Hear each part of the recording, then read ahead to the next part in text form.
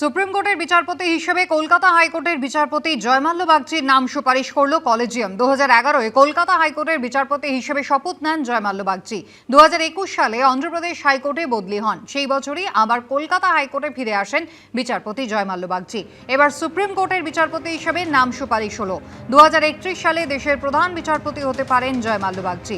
এদিকে ওড়িশা হাইকোর্টের প্রধান বিচারপতি হিসেবে কলকাতা হাইকোর্টের বিচারপতি হরিশ টন্ডনের নামও সুপারিশ করেছে কলেজিয়াম।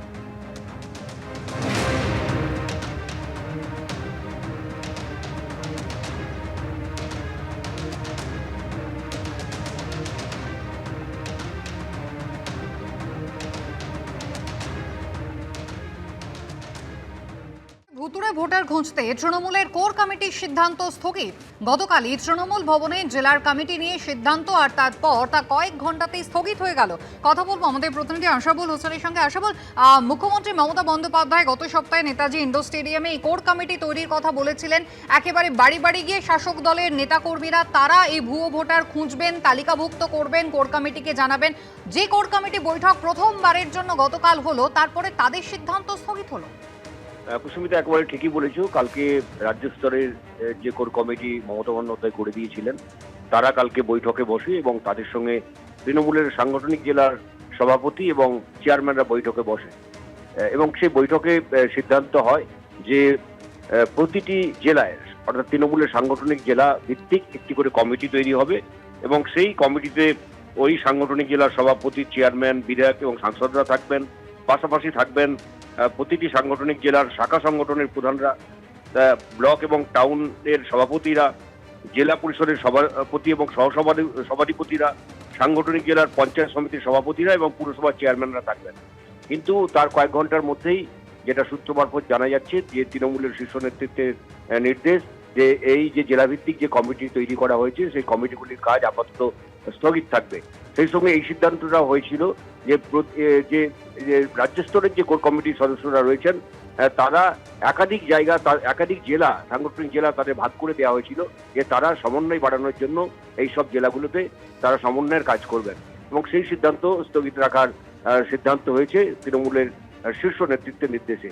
এবং যেটা জানা যাচ্ছে যে পরবর্তীকালে মমতা বন্দ্যোপাধ্যায় এ ব্যাপারে চূড়ান্ত সিলমোহর দিলেই তবে কাজ শুরু করবে কমিটি, অথবা তিনি যদি নতুন কোনো সিদ্ধান্ত কথা জানান সেই অনুযায়ী এই নতুন করে এই কাজ হবে, স্ক্রুটিনির কাজ হবে।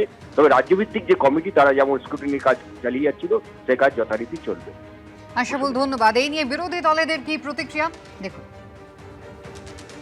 সমস্ত বুথে জাল ভোটার ঢুকিয়েছে তৃণমূল কংগ্রেস, যেখানে একচেটিয়া একদলীয় একাধিপত্য আছে, বিপুল সংখ্যক সংখ্যালঘু মানুষজন আছে, সেখানে বাংলাদেশি মুসলিম অনুপ্রবেশকারী রোহিঙ্গাদের নাম ঢুকিয়েছে। আগে থেকে এই ধরনের বিতর্ক তৈরি করে তারা কার্যত পরোক্ষভাবে নির্বাচন কমিশনের উপরে চাপ সৃষ্টি করছে, যাতে তাদের ঢোকানো ভোটারগুলো বাদ না যায়। আর অন্যদিকে লিঙ্গুইস্টিক মাইনরিটি, হিন্দি ভাষাভাষী মানুষ, বিহার, উত্তরপ্রদেশ থেকে যারা কয়েক শতক ধরে এখানে এসে স্থায়ী বাসিন্দা হয়ে গেছেন, তাদের নাম এরা বাদ দেওয়ার একটা চক্রান্ত করছে। আর তৃণমূলের আভ্যন্তরীণ কমিটি, কোর কমিটি, এগুলো নিয়ে কি পশ্চিমবঙ্গের মানুষ আদৌ ভাবিত? প্রথমে তো ভুয়ো ভোটের অভিযোগটা তুললেন, তারপর বাজার গরম করার জন্য স্ক্রুটিনি করার জন্য নামলেন, ফিজিক্যাল স্ক্রুটিনি। আমি তখনই বলেছিলাম যে ঠিক আছে, প্রত্যেকটা সব রাজনৈতিক দলেরই দায়িত্ব হচ্ছে স্ক্রুটিনি করে খুঁজে বার করা।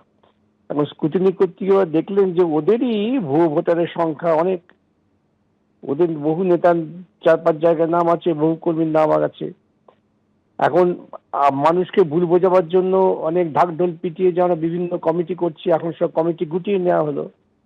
আসলে এটা এলো এই জন্যেই যে তথ্য প্রমাণ থেকে দেখা যাচ্ছে যে ভুতুড়ে ভোটার তৃণমূল অনেক করেই নির্বাচনে জিতেছে, সেই জন্য এটা গুটিয়ে নেওয়া হলো।